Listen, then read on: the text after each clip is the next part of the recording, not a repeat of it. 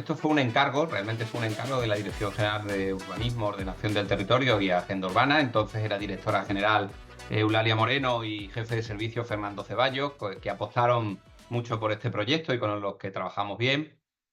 Se enmarcaba dentro de una iniciativa más amplia que tenía la Dirección General y la Junta de Extremadura, ¿no? De acercamiento y aproximación a iniciativas de apoyo al desarrollo en el entorno del Tajo Internacional. Y bueno, pues lo que nos motivó era hacer un estudio jurídico, urbanístico, sobre las diferentes normativas que hay a un lado y a otro de la frontera, ¿no? Lo hicimos conjuntamente con un estudio de arquitectura, Estudio Tuban, dirigido por el arquitecto urbanista Antonino Antequera, que trabajó con nosotros desde una perspectiva más técnica, nosotros desde la jurídica. Y la verdad es que era una oportunidad única de estudiar algo que no se suele estudiar, que es dos sistemas jurídicos totalmente diferentes, el portugués y el español, cómo son y cómo funcionan, porque no era solo un estudio teórico, sino comprobar qué pasa con el mismo procedimiento cuando se tramita a un lado, España, o a otro lado, portugués. ¿Cuáles son las similitudes? ¿Cuáles son las diferencias? ¿Cuáles son los cuellos de botella? ¿Cuáles son los obstáculos que se encuentra el emprendedor portugués o español? Da igual la nacionalidad o de cualquier nacionalidad, si lo hace en un lado o en otro. Eso en un territorio que además es altamente homogéneo, porque las características del territorio, bueno, estás en Portugal o estás en España, pero el territorio era el mismo. Entonces, esa oportunidad de enfrentar dos ordenamientos aplicados a una misma materia no se suele dar, la verdad. Fue una oportunidad muy inspiradora, ¿no? Muy inspiradora que no solamente afrontamos desde el punto de vista de a ver qué hay. Esa fue la primera parte del trabajo, ¿no? Una foto fija. ¿Cuál es la regulación en un lado y en otro? La segunda parte, ¿cómo funciona esa regulación? Porque muchas veces la regulación es una cosa y la realidad es otra. Y tercero, que para nosotros fue la parte más ilusionante, viendo lo que hay, cómo se puede mejorar, cómo se puede unificar, cómo se puede hacer mejor y sugerir, porque esto le tocará al legislador y a las administraciones, sugerir posibilidades de mejora.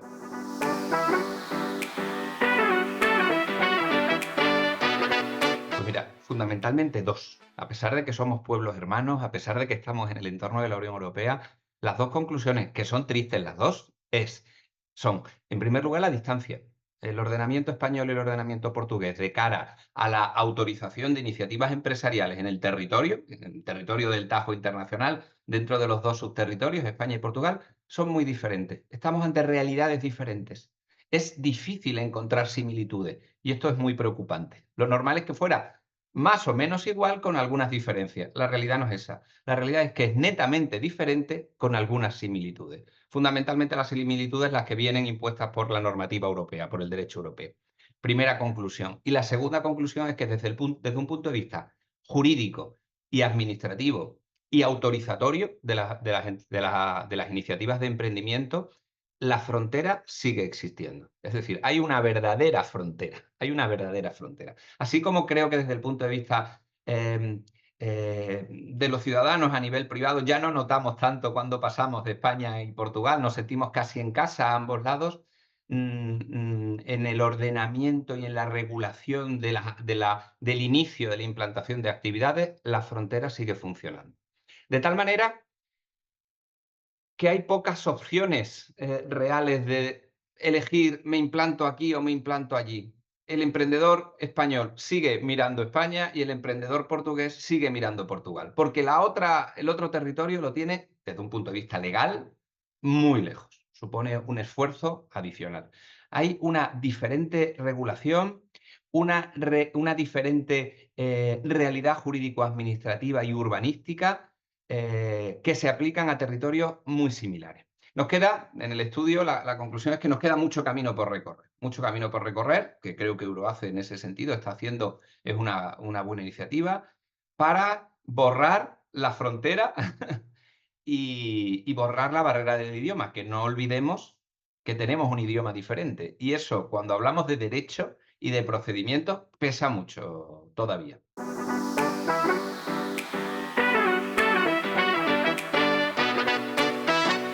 Yo creo que es un entorno empresarial muy olvidado, ¿no? Fruto del olvido histórico. Es decir, es un entorno casi de subsistencia de los locales. Los locales emprenden porque se quedan, pero no identificamos, y mira que hicimos un estudio muy profundo de las diferentes actividades empresariales tipos que se implantan. Al final fuimos a industrias muy básicas, ¿vale? El taller local de herrería, el molino de hacer, la almazara pequeñita, es decir, un entorno empresarial muy primario, muy básico, muy poco profesionalizado y muy de satisfacer necesidades muy locales o muy precarias en un entorno empresarial mayor. Entonces, sin embargo, la zona, el territorio, tiene oportunidades. Y aunque en el estudio constatamos esa pobreza, entre comillas, de proyectos, ¿no? Al principio, cuando nos enfrentamos, pensamos, vamos a pensar en grandes proyectos empresariales que quieran asentarse, pero luego ibas a la realidad y decías, es que no están las bases para que existan estos proyectos de momento, ¿no? Por eso nos centramos en los proyectos posibles, ¿no? Pero mm, eh, fruto del estudio y sobre todo en esa tercera parte, ¿no? En la que, bueno, el esfuerzo de sugerir oportunidades de mejora, sugerir posibilidades de que eso algún día pase, empiezas a ver el valor de lo que hay, porque hay, en el territorio hay. La cuestión es potenciarlo y favorecer que crezca. Y muchas veces desde la administración permitir que crezca, porque hay veces en que las administraciones actúan más como freno que como potenciador. Y eso es un castigo que pesa mucho a medio y largo plazo.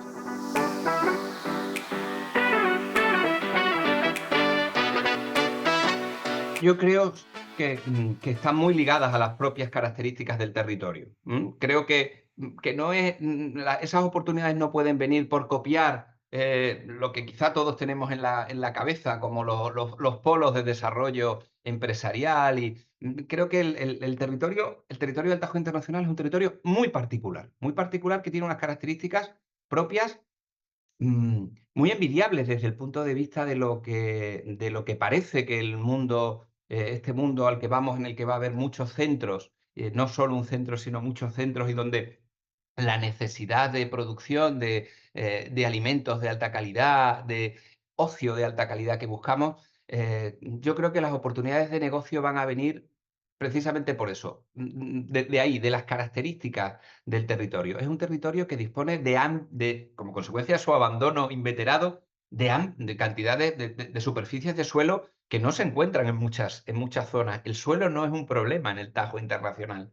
Mm, de horas de luz, de sol, lo cual significa no solo energía, producción de energía eléctrica, sino otras muchas cosas para otras muchas actividades muy grandes, en disposición de agua para muchos fines. Es decir, tiene unos elementos, a pesar de ser un territorio olvidado, tiene elementos de territorio de oportunidades. Yo creo que por ahí deben ir las cosas. Cuando hicimos el estudio, yo descubrí, confieso mi ignorancia, que el Alentejo y la zona centro de Portugal fue durante siglos el, el principal polo económico de Portugal, hasta que los portugueses se abrieron al comercio internacional y el comercio de especias y de materias primas provenientes de otros sitios empezó a tener un peso como puerta de entrada a Europa, y entonces Lisboa y Oporto, los grandes puertos, crecieron.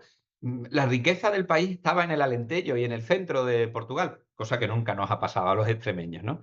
Pero dices, bueno, al final, ¿por qué lo estaba? Bueno, pues porque eran focos de producción de materia prima, sobre todo aceite, vino, cereal, carne, que no se, con unas condiciones que no se daban en el resto del territorio. No digo yo que esos sean nuestros objetivos, pero desde luego creo que por ahí deben estar las bases de esas oportunidades. Yo creo que tenemos la tarea pendiente de volver a retomar ese pulso del territorio como motor, ¿no? Pero creo que también, y esto es importante, no se puede dejar solo caer ese peso en las espaldas de las iniciativas empresariales. O sea, emprender en el territorio del Tajo Internacional, más allá de pequeños núcleos de emprendimiento como los que hay ahora, iniciativas casi heroicas, muy particulares de personas que son de allí o que han decidido por voluntad propia y por deseo establecerse allí, las instituciones tienen que ayudar. Este es un territorio demasiado alejado de todo, demasiado carente de muchas infraestructuras y de muchas comunicaciones, que es necesario que se apoye a quien quiera emprender. Y ahora mismo estamos en una fase de apoyo al emprendimiento, ¿no? Y ahí se centraba nuestro estudio, ¿vale? Pero ojo, no nos estaremos encontrando con unos obstáculos normativos insalvables o altamente difíciles.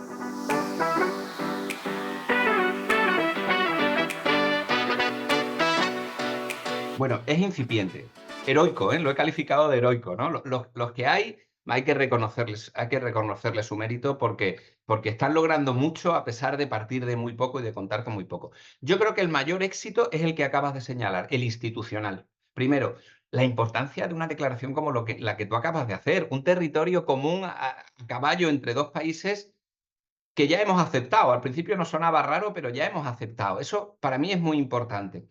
De otro lado, el hecho de que las administraciones estén convencidas de trabajar juntos, ¿no? Desde el convenio de 2010, ¿no? En el que se funda la Euroace, y hasta ahora las administraciones e instituciones de un lado y de otro están caminando juntos. A mí eso me parece un caso de éxito. Es verdad que todavía no se ha trasladado a grandes proyectos empresariales. Las iniciativas empresariales que nosotros testamos en el estudio eran eso, o actividades individuales o colaborativas, es decir, empresas de ambos lados de la frontera que decidían colaborar para hacer algo en el entorno, ¿no? En el entorno del Tajo. Pero no eran integradoras desde cero, ¿no? Desde el punto de vista de los dos países. Pero yo creo que están empezando, empieza a haber un run run y yo creo que no tardaremos mucho en verlas.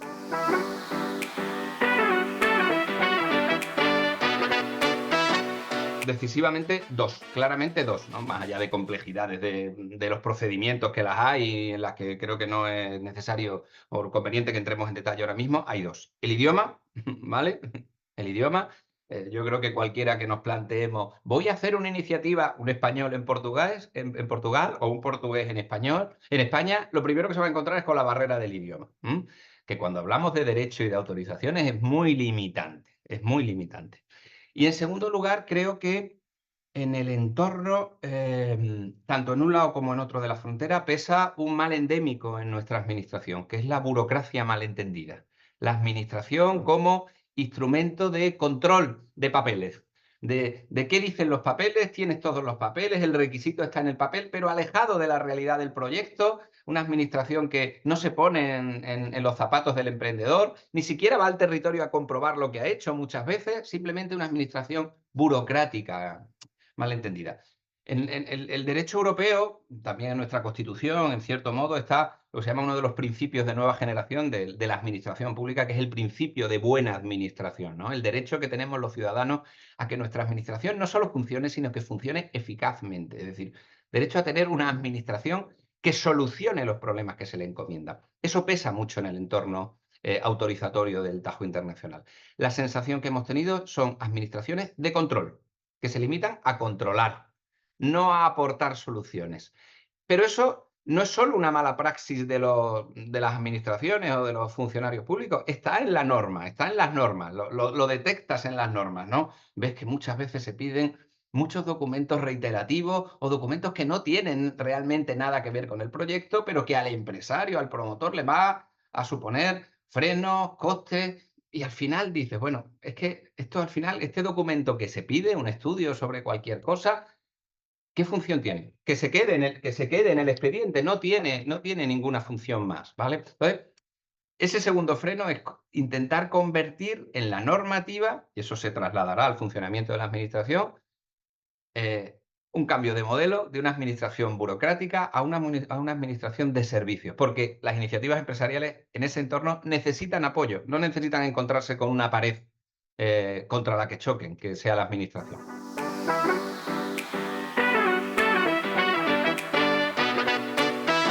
Ponerte a proponer soluciones es muy fácil, pero ¿cómo y quién? ¿Cómo y a quién les toca? ¿No? Entonces hicimos varios grupos de soluciones, ¿no? Las más accesibles, que son las derivas de funcionamiento de la administración, que se pueden solucionar de una manera fácil, ágil, sin cambio normativo. Y luego otras más duras que exigen cambios normativos, ¿vale? En realidad, todas las que propusimos iban dirigidas a un objetivo fundamental, que es que la normativa haga transparente el idioma y la nacionalidad, es decir, que logre borrar la línea. Para eso necesitas unificar normas, es decir, que las normas sean iguales, unificar procedimientos, que los procedimientos sean iguales, e unificar instituciones, es decir, que al final vayas a un único órgano gestor que hable español y portugués, que aplique los mismos procedimientos y te dé exactamente igual cuando elijas dónde va a asentarse tu proyecto, si está en Portugal o si está en España. Esto que acabo de decir es muy difícil, ¿no? Pero el entorno necesita, dado que el territorio es único, instrumentos únicos, instrumentos únicos. Para conseguir eso, ¿no? Para conseguir borrar la frontera. Te decía que las administraciones están dando un gran paso de unificarse, pero todavía en la realidad ese esfuerzo está a alto nivel. En la realidad, los funcionarios de un lado y otro de la frontera viven de espaldas, ¿no? Como hemos vivido tantos años. Tenemos que conseguir que vivan juntos para que el emprendedor, el que tiene la iniciativa empresarial, no lo note.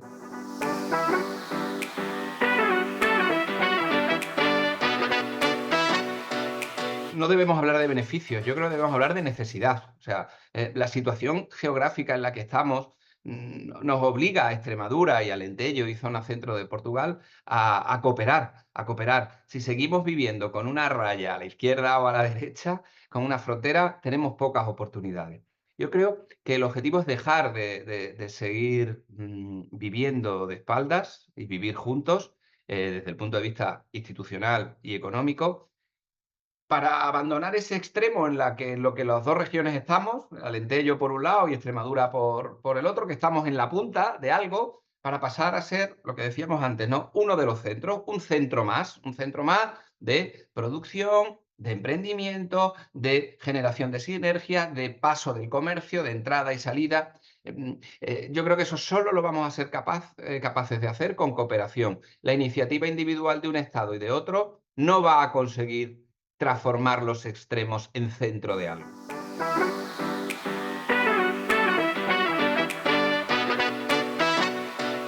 Sí, la cuestión es, está muy lejos físicamente, pero mentalmente estamos cerca o estamos lejos. Estamos, desde lo que estamos hablando, ¿no? Del emprendimiento, seguimos estando muy lejos. A pesar de los esfuerzos que se hacen y de proyectos como este o de convenios que hay entre administraciones e instituciones, que hay mucho y además me consta que se fomenta mucho, seguimos estando demasiado lejos. Necesitamos infraestructuras, es verdad, pero no solo infraestructuras, ¿no? En Extremadura yo creo que hemos comprobado que esas infraestructuras que necesitábamos y seguimos necesitando, tienen un efecto, pero hay muchas cosas que no las acercan. Hay muchas cosas que no las acercan. Y eso necesita otro esfuerzo, otro trabajo diferente.